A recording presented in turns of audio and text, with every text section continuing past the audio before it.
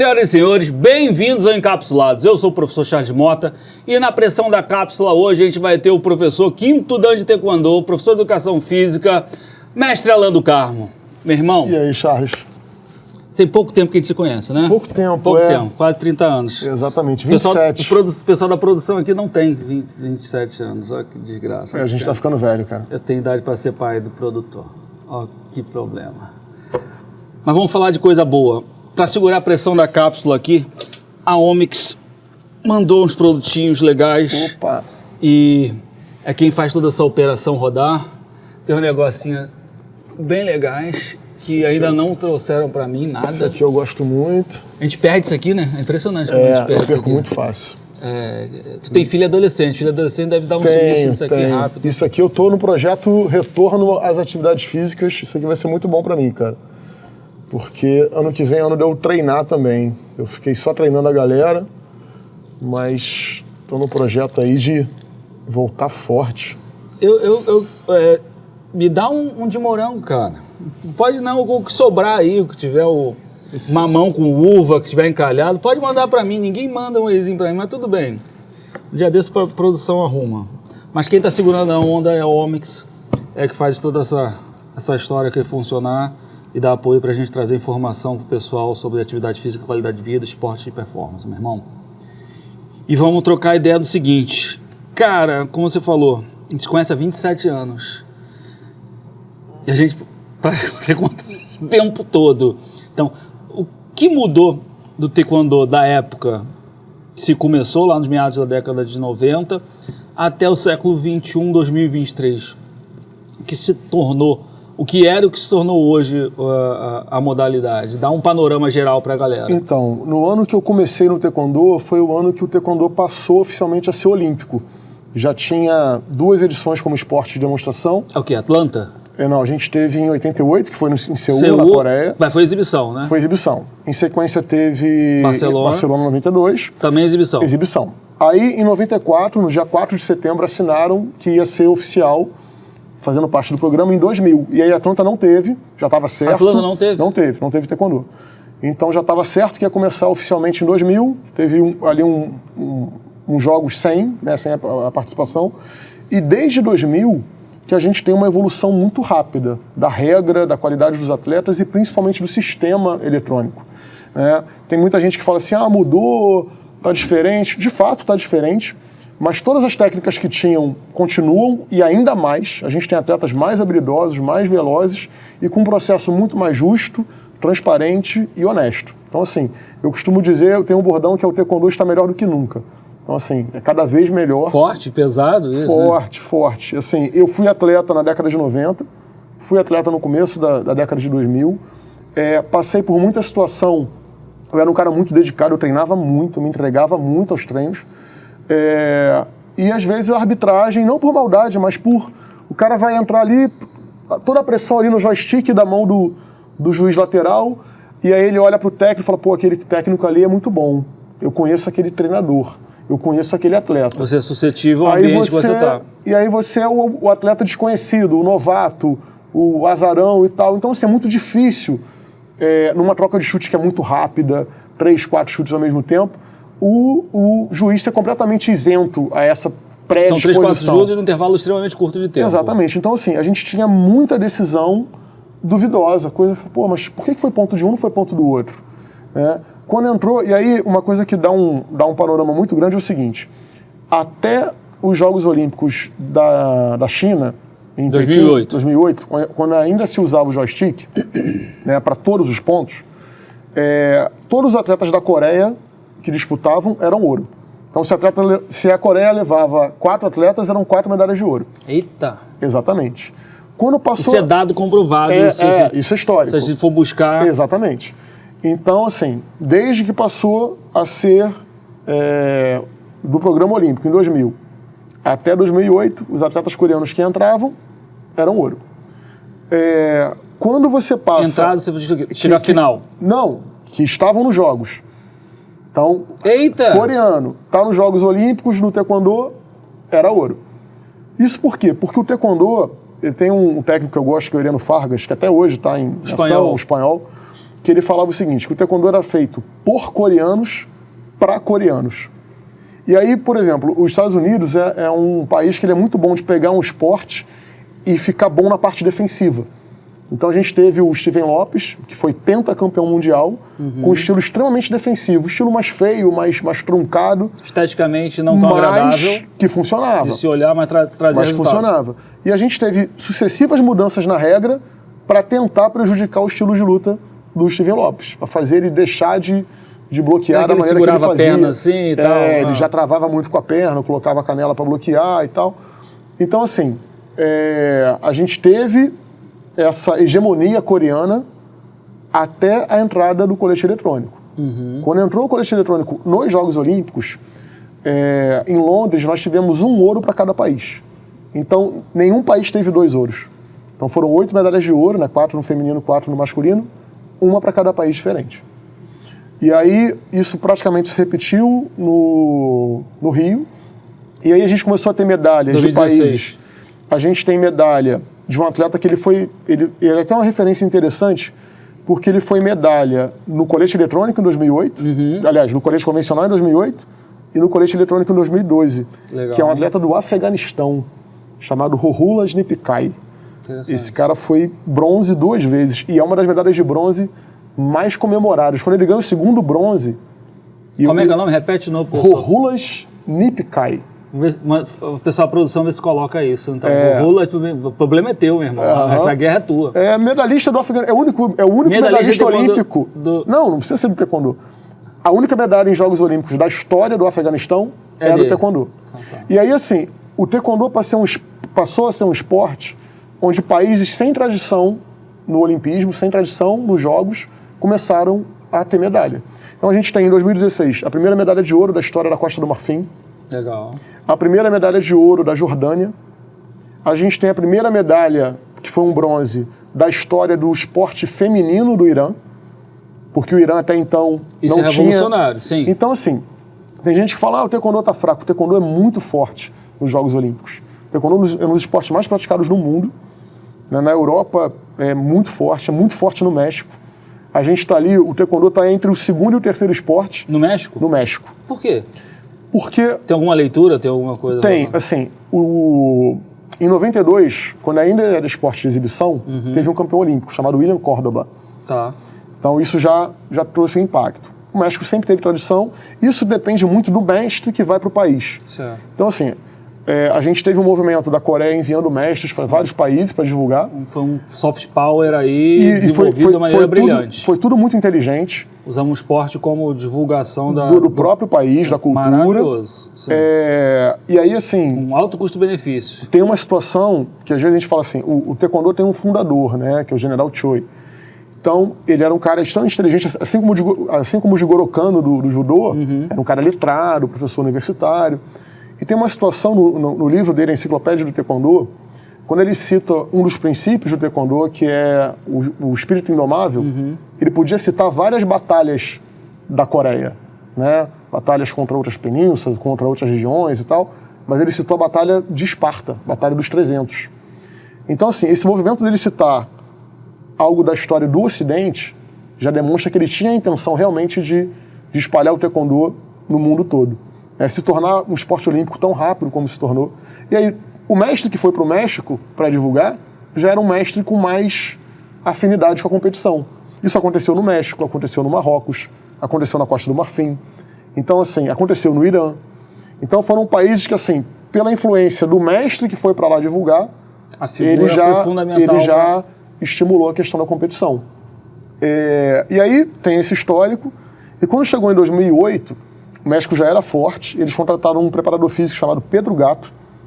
Eu fiz curso com esse preparador físico logo em 2009. Eles tinham acabado de conquistar 2 medalhas de ouro nos Jogos de Pequim. Inclusive, a Natália Falavinha foi bronze. A luta que ela perdeu para a mexicana. Legal. Para Maria... Que foi campeã. Exatamente. E aí, assim, eu tava tendo o curso com o Pedro Gatto lá na SFX, na URCA. E assim, chegou um momento que eu estava meio confuso, porque ele falava da preparação física. Eu fui fazer um curso do preparador físico da Seleção do México. Mas ele tinha hora que ele falava do treino técnico. Ele, não, porque aí o treino técnico assim, o treino técnico assado, o treino tático. E eu sou um cara muito curioso, assim, apesar de eu sempre fui muito introvertido, muito na minha, mas se eu tiver que fazer uma pergunta, se eu tiver que me colocar, eu me coloco. E aí ele abriu para perguntas, eu fiz questão, falei, você tem hora que você fala, parece que você é o técnico, mas a gente sabe que o técnico é o Ireno Fargas, que na época o Ireno estava no México. Aí ele falou assim, não, eu não sou preparador físico, eu sou o metodólogo, eu cuido dos métodos de treino. O Ireno, ele vai fazer o seguinte, hoje o treino técnico é tal, é o Ireno que define, mas o sistema energético que ele vai trabalhar, quem define sou eu. Legal. Então falou para ele assim, hoje é round curto com muito descanso. Ou não, hoje eles têm que ralar e entrar em resistência, têm que entrar em lactato. Então assim, essa visão, para mim também foi um divisor de água, de você ter alguém, um metodólogo, alguém acima, ele fala assim, você pode treinar a técnica que você quiser. Mas como sou eu que vou falar. Mas dentro desse sistema energético, dentro dessa proposta aqui. E outra coisa interessante que ele passou foi o seguinte, ele foi chamado para o México com a missão de trazer as 2 medalhas de ouro. Ele não é mexicano? Ele é cubano. Ele é cubano. Tá. E aí, esse foi a gente quer você aqui, a gente quer as 2 medalhas de ouro. Era uma atleta jovem, a Maria do Rosário na época tinha acho que 19 anos, e um atleta do 5'8 muito experiente, o Guilhermo Pérez.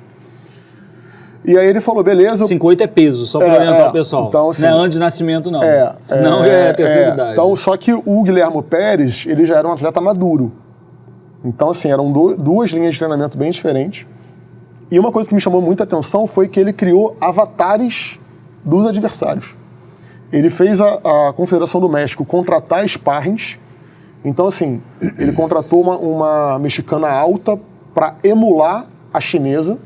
Então tinha uma outra que emulava a Natália e mais a dinamarquesa. Então, assim, as atletas estavam lá para aprender a lutar com as adversárias. Mimetizar e na hora do treino tático falar, agora você vai estar enfrentando a chinesa, agora você está enfrentando a fulano. Então, assim... O boxe faz muito isso. Só que, e aí ele falou que nesse momento, foi um momento que a Confederação do México falou assim, pô, cara, mas isso aí... Porque imagina você... Assim, não eram 16 atletas, não eram 15 sparrings, né? Alguns faziam um papel de 2, 3, mas era uma galera. Imagina você pagar salário, hospedagem, alimentação pro cara que está ali só para ajudar no treino. E aí ele falou que nessa hora a Confederação do México falou, isso aí acho que a gente não consegue não, tá muito caro, o orçamento falou, vocês querem ouro? Se me entregar isso, eu entrego ouro. Se não me entregar isso, eu já não garanto. Aí eles entregaram, e os 2 ouros vieram. E os 2 ouros, para o México nesse ano, o México não tinha nenhuma medalha de ouro em esporte individual. Caramba. Eu acho que tinha um bronze em salto ornamental, assim, mas assim, uma coisa bem... Já tinha sido campeão... Foi quando essa edição? Isso foi 2008, acho que já tinha medalha de ouro no... Não, futebol foi 12 de ouro masculino, mas que então, depois. Em esporte coletivo já tinha alguma coisa. Já rolava. Mas em esporte individual acho que foi o maior marco. Então assim, o México tem essa... E agora nos Jogos Pan-Americanos, eles arrebentaram. Tanto na luta quanto no punce, o México foi arrasador. Eles são muito fortes. Explica o pessoal que não entende o que é punce. Você soltou assim aleatório, então explica o pessoal. Então, punce são movimentos executados, né, uma luta contra adversários imaginários. Então você tem os punces que são reconhecidos. Então todo faixa amarela, faixa verde faz aquele punce, todo mundo conhece aquela forma. E você tem as formas que são chamadas de freestyle. Então a pessoa cria uma sequência e aí tem movimentos acrobáticos também, tem salto mortal, tem giros em 540 graus chutando. Então, nos Jogos Olímpicos não tem o punce, mas nos Jogos Pan-Americanos tem. Então, e aí tem individual, em dupla, freestyle, e coloca um número considerável de medalhas em jogo. O Brasil não disputou o punce, porque a maneira de classificação depende do freestyle. Então, assim, a porta de entrada para o punce nos Jogos Pan-Americanos é o freestyle, e o Brasil ainda não está no nível... O Brasil é muito forte no reconhecido, mas ainda não está tão bem no freestyle, acabou não disputando. Entendi. Qual seria o próximo passo agora que você acha que vai a entidade que regula o esporte, a comunidade de lutadores? Qual é o próximo passo para avançar, para popularizar, ganhar investimento? Eu acho que assim, no mundo todo o taekwondo está numa crescente muito grande. né? A gente teve a Copa do Mundo agora por equipes, que também é um movimento que está interessante, que são as competições onde entram 3 ou 5 atletas e eles se revezam. Então parece muito aquele videogame tipo o Tekken Tag, né? Onde você fica trocando, você troca ali isso com os personagens. Antigo. Fala do negócio aí que você é meio antigo. Cara, isso é velho, não adianta. Mas fala. E aí, assim, inclusive, a situação do placar não foi com ponto, foi com barra de energia. Legal. Então ficou bem parecido com o Street videogame. Fighter, o pessoal fica... barra de energia do Street Fighter. Então, ao invés de você subir os pontos, é diminuindo a energia do uma contagem do regressiva. adversário. Então, assim, e a entidade que regula o esporte mundialmente, ela é muito antenada às novidades. Então, assim, a gente tem disputa virtual com realidade 3D. Legal. A WT, ela tem todos os indicadores. E tem isso disponível na internet pra gente ver? Tem. Se der uma busca no YouTube aí, acha. Interessante. Tem as coisas bem legais. Tem as coisas bem legais. Você tem os indicadores de ESGE também bem fortes, assim, a questão de meio ambiente, social, também a WT bem forte nessa parte. Então, assim, a gente tem uma entidade mundial muito antenada, tanto na parte de marketing quanto na parte de regra também. Aqui no Brasil a gente tem uma dificuldade de mídia, cara. A gente está no momento, eu acho que mídia? A gente está aqui na mídia, estamos no YouTube, mas, cara. assim, o que falta, então? Então, eu acho que falta um pouco para as entidades que regulamentam a modalidade esse diálogo, essa interação com essas plataformas. Eu acho que as coisas são feitas ainda muito de maneira, não diria pouco profissional, mas assim, é dado pouca importância. Eu acho que... E a gente tem a dificuldade com a mídia tradicional, digamos assim, que ainda é forte. Não, né? É muito forte. Quando a gente deixa de ter os Jogos Pan-Americanos, por exemplo, quando deixa de passar numa TV aberta... Virou sucesso na Cazé TV. Para passar só na internet, é muito legal pra gente, que a gente é da área, a gente gosta, a gente tá ali, mas o meu pai não viu, a minha mãe não viu, os pais dos meus alunos, muitos não viram. Não tem negócio, tá passando taekwondo, não rola isso. Então assim, quando eu comentei pro Sport TV, cara, gente que não me via há muito tempo me mandou mensagem, caramba, Alan, ouvi a sua voz, vi teu nome lá e tal, pessoas que não são da área, né? Agora, quando você vai para uma plataforma digital, ainda... Um ponto no Ibope quase 1 milhão de pessoas. Exatamente. Então ainda é mais nichado, né? Não, sem dúvida. Então, assim, mas tem a facilidade de abrir vários canais, várias lives ao mesmo tempo e tal. A gente tem um recurso que antigamente era muito monopolizado. Sim. Eu acho que tem que se apropriar. É. Por exemplo, esse negócio da tecnologia que você citou. Cara, tem mais transparência que as outras atividades de combate. Cara, Isso dá credibilidade para, de repente, conseguir o financiamento dos portais de aposta. Cara, eu acho, assim, eu tenho certeza. O Taekwondo é a modalidade de combate mais transparente que existe. Com relação ao resultado, não tenho dúvida disso. Assim, resultado de luta? Inclusive porque houve um movimento, não só da questão do colete, do material eletrônico. Então, só pra galera entender, muito antigamente era assim, eu te chutava e o juiz lateral tinha que anotar na caneta, no papel. No final do round, reunia um monte de papelzinho para contar, para ver quem marcou mais pontos. Isso. Então, durante a luta, eu nem sabia se eu estava ganhando ou não. Né? Eu só peguei essa época do papelzinho, eu não peguei, então, teve a época do papel, aí depois evoluiu, foi pro joystick. Joystick já era considerado... E o placar em tempo real. Exatamente. Então, eu chutei forte, né? Você sabe até o que está acontecendo ali. Bati forte. Aí o juiz olha, fala, isso foi ponto. Aí ele aperta e tal. Aí ele aperta. Se o outro juiz apertar no intervalo curto, o ponto sai no placar automaticamente. Já foi uma revolução. Aí sai 3 chutes em 1 segundo, vai contar um só. Mas aí você tem a dificuldade que o juiz não dá conta no visual de processar tudo o que acontece. Quando entrou o colete eletrônico, é o seguinte, eu chuto o seu colete, tem uma meia também no meu pé, que ajuda a fazer o contato e tal, mas eu chutei, teve a calibragem, a força suficiente da categoria, o ponto entra automaticamente. Então não interessa se eu bati muito rápido, se bater... O sensor vai acusar. Aí durante um tempo era só o colete, o capacete ainda era botão. Eita! Hoje em dia, o capacete também é eletrônico. Então, todos os pontos... Tem Wi-Fi e Bluetooth em tudo esse negócio. Todos os pontos, por enquanto, somente o soco ainda depende só da interpretação do juiz. Mas isso também tá para acabar.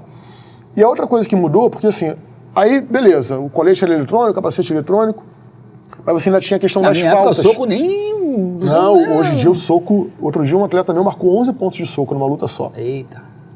E esse mesmo O atleta... pessoal se matava socando, não E dava esse nada. mesmo atleta já deu nocaute de soco. Maneiro. Assim, foi bem legal. E é um menino de 63 quilos. Legal. Não é, assim, taekwondo é dividido por peso, o 63 é um peso ainda entre os leves, né? Então, assim, aí, beleza. Aí eu tinha a interpretação do juiz, do árbitro central, que ainda tinha muita coisa, caiu, pode ser falta e pode não ser, depende se caiu fugindo da luta. Hoje em dia é tudo muito objetivo. Caiu é falta. Não interessa. Uhum. Mas deu um mondolhou, deu um giro maneiríssimo. Se bem que agora o giro agora é o seguinte, se eu fizer o giro e acertar, não é mais falta.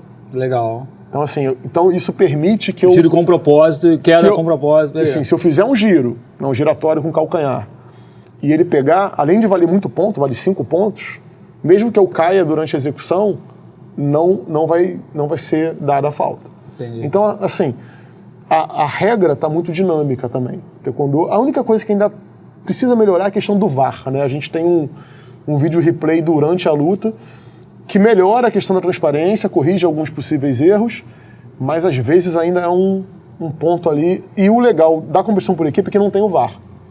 Você não tem a vídeo-revisão na competição por equipe. Então, e a competição por equipe, qual é o legal? Você entra, luta 15 segundos e sai e entra outro. Legal. Então, assim, e um atleta condicionado de taekwondo, em 15 segundos, ele chuta o tempo todo.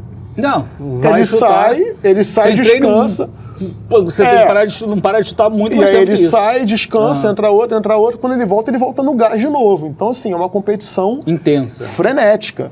Eu comentei... Eu acho que até que esteticamente fica mais interessante. Não, que você, descansado, você consegue executar com mais plasticidade e mais força. Exatamente. E você não tem aquela coisa de ficar estudando muito, porque é aquilo ali que tem. Tem que ser intenso. Então, assim, a competição por equipe está sendo um boom muito grande. O Brasil foi campeão dos Jogos Pan-Americanos por equipe. Foi bronze no feminino. Legal. E campeão no masculino. E agora na Copa do Mundo, na versão mista, que tem uma versão que são 3 homens e 2 meninas. Ficam revezando os 5. Só não pode ter gênero diferente. Quando entra uma menina, o outro lado é obrigado a botar uma menina também. Então isso também acaba tendo uma estratégia bem legal, porque o técnico que sabe manejar isso... eu lembro que eu sempre comento que nos Jogos da Juventude, que é um evento pelo COB, a equipe de Santa Catarina tinha uma menina muito forte, um peso pesado, Vitória Otto, o nome da menina.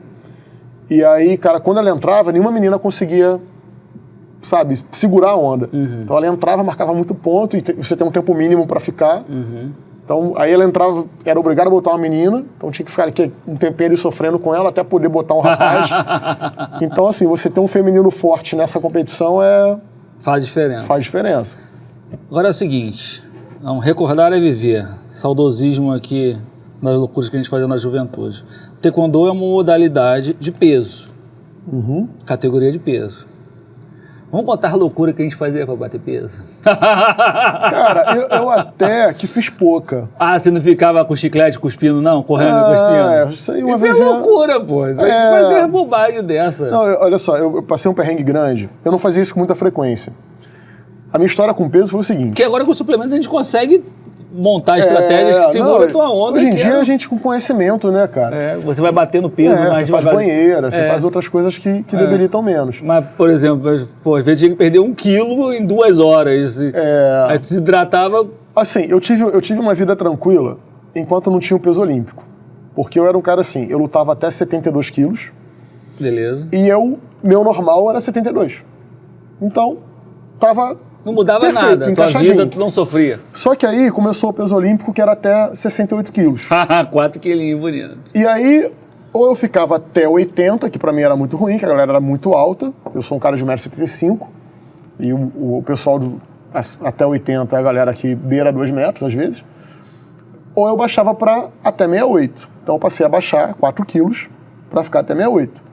Mas tu já era seco, mas eu já era seco. Com 72, mas tudo bem. Eu tinha até uma estrutura forte, mas eu tinha percentual de gordura baixinho.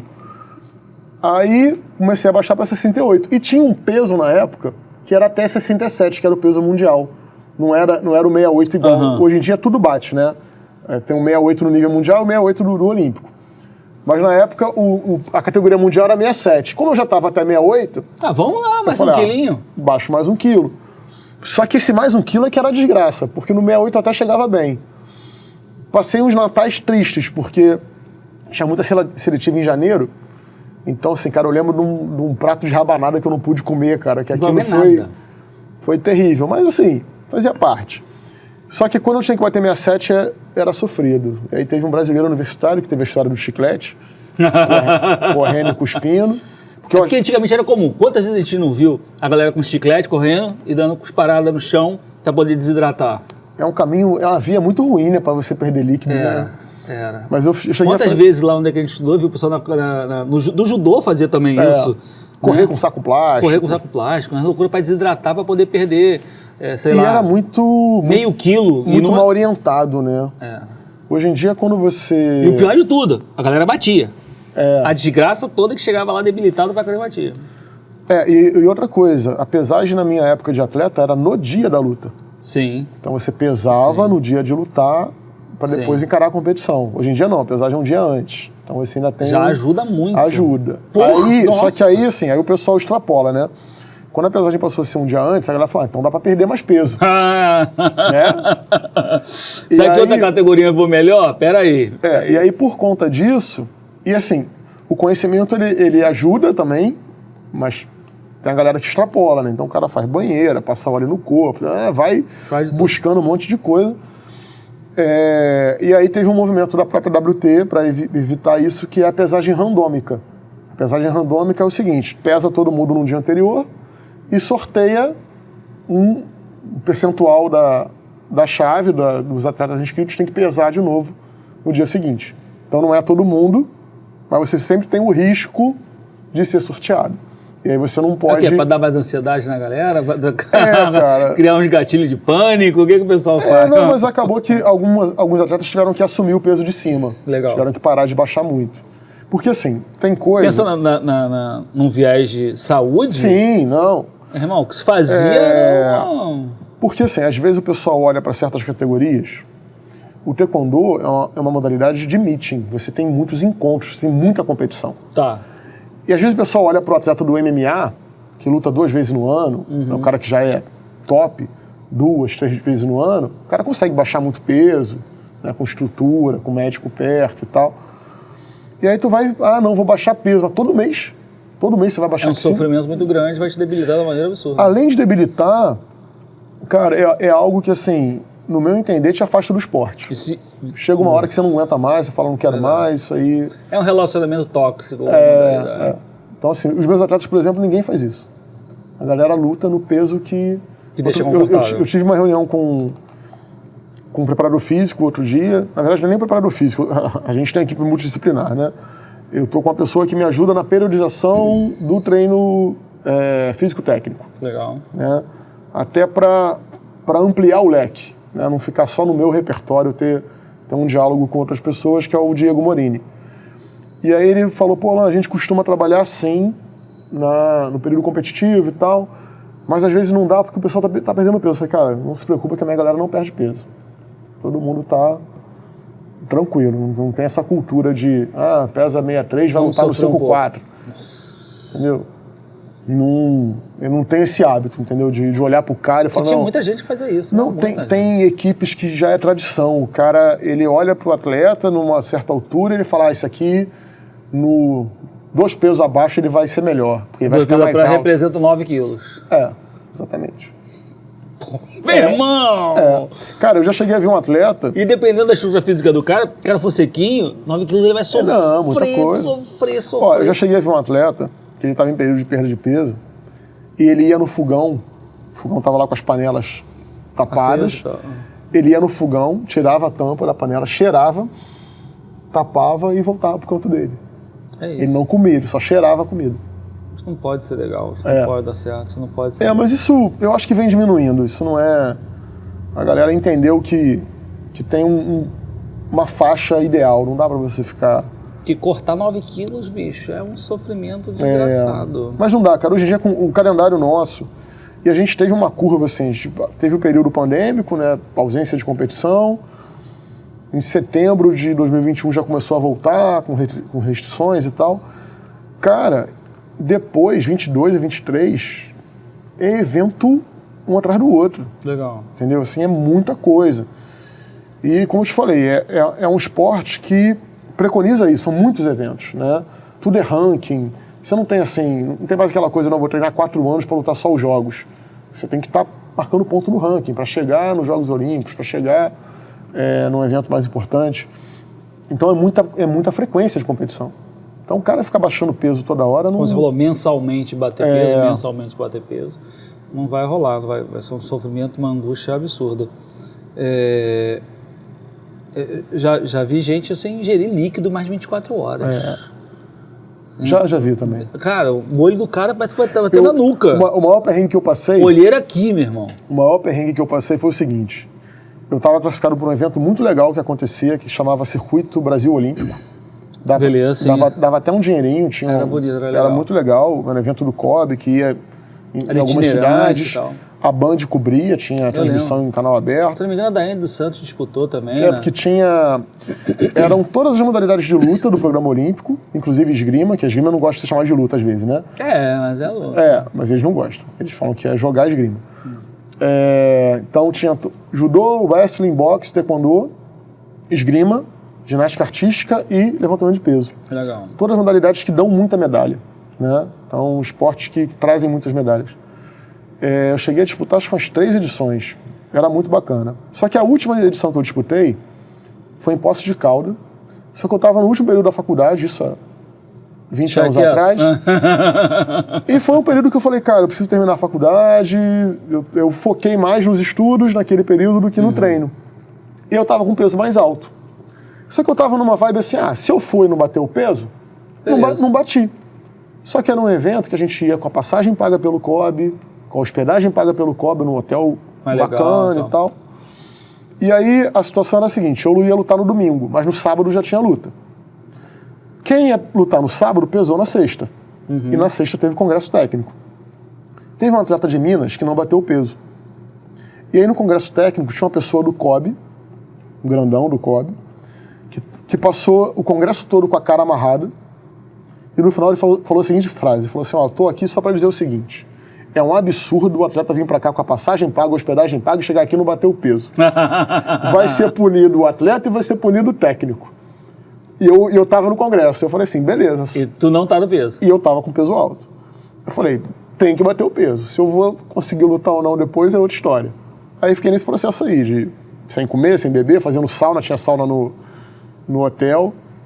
Bateu? Aí, cara, bati o peso, mas lutei muito mal, cara. Imagino. Lutei muito mal, e aí foi muito engraçado que teve uma hora que eu tava perdendo a luta e tal, mas aí teve uma hora que eu dei um sprint, sabe? Dei uma sequência de chute maneira, pá, e duplo e não sei o quê. E aí tinha um amigo na torcida, falou assim, é isso aí, Alan, continua assim, cara. Mas foi só aquele sprint. Quando eu acabei de dar esse primeiro, eu falei, cara, o lábio roxo. Imagina. Falei, tudo que eu tinha pra dar eu dei, agora acabou, agora é esperar o tempo acabar. Vai dar teto preto aqui se eu continuar no negócio. Mas assim, é aprendizado também, até para não replicar esses erros com os meus atletas. Claro. Assim, eu tinha uma cultura, eu não era de estar perdendo muito peso, como eu falei, foram uns 2 ou 3 episódios só, mas passei esses perrengues. Só que eu tinha uma cultura que assim, eu achava que quanto mais eu me lascasse no treino, sabe, a ponto de ficar com dor, então assim, eu treinava para eu me esculhambar. Eu achava Todo mundo. Não, mas eu tinha, era na intenção, mas sabe? Mas tinha uma cultura. Então eu achava que quanto mais... As pessoas ao redor também admiravam quem se arrebentava. Então assim, eu achava que quanto mais eu me arrebentasse, mais eu ia merecer o título, mais eu ia merecer o resultado. Cara, e hoje em dia eu vejo que assim, é treinar melhor. Claro que tem treino que é puxado, tem treino que cansa, a vida do atleta não é fácil e tal, mas não precisa ser tão...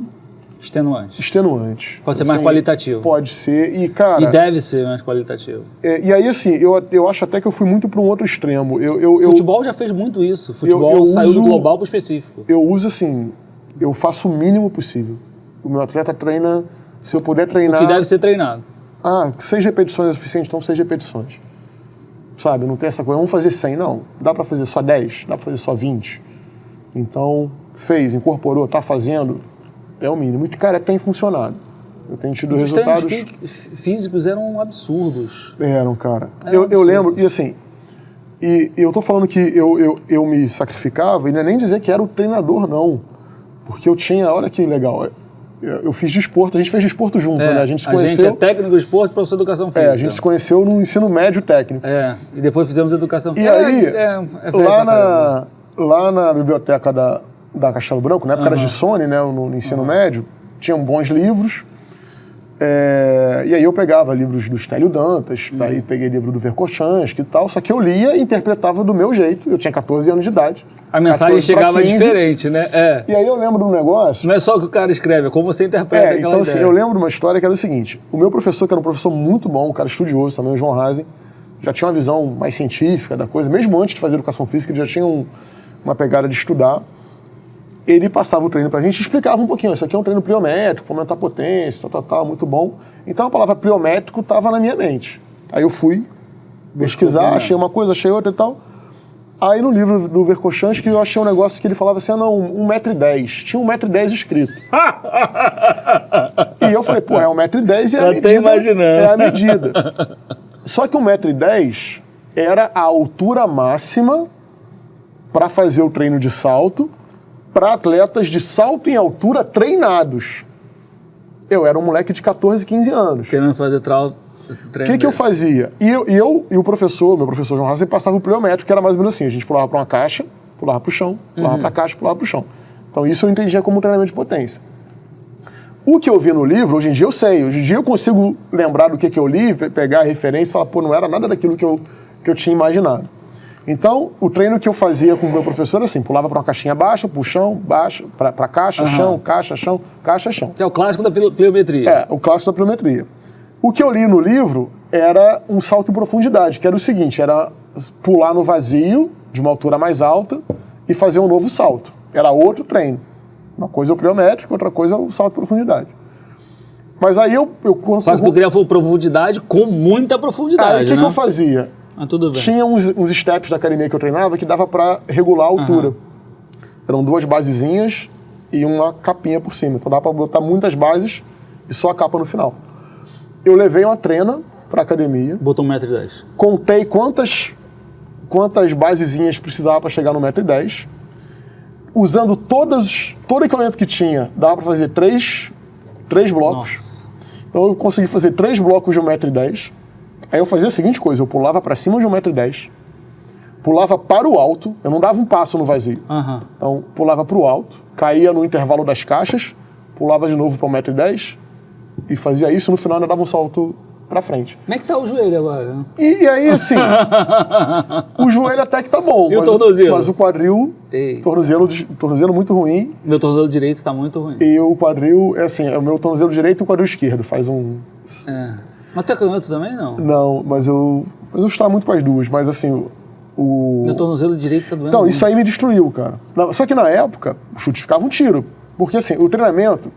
Tem até uma imagem que eu uso no... É coisa de velho, cara. As minhas referências são muito velhas. Eu dou um curso que eu uso a imagem do Grande Dragão Branco.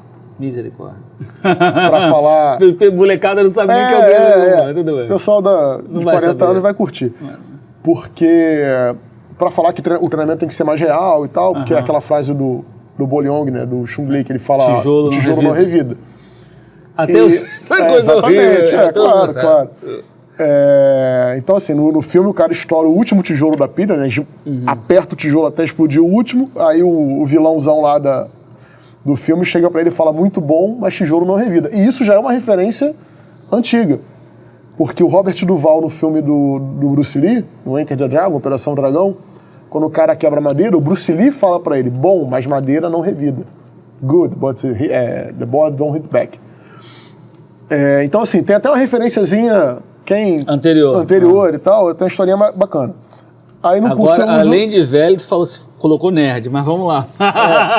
Aí eu uso essa imagem desse filme, do Grande Dragão Branco, e um negócio que eu ia falar é o seguinte, tem um filme do Conan, se eu não me engano, isso do Schwarzenegger. Schwarzenegger recém saído lá do Mister Universo, ele é pego como escravo, e aí tem a cena do crescimento. Se jogar no YouTube tem cena do crescimento do Conan.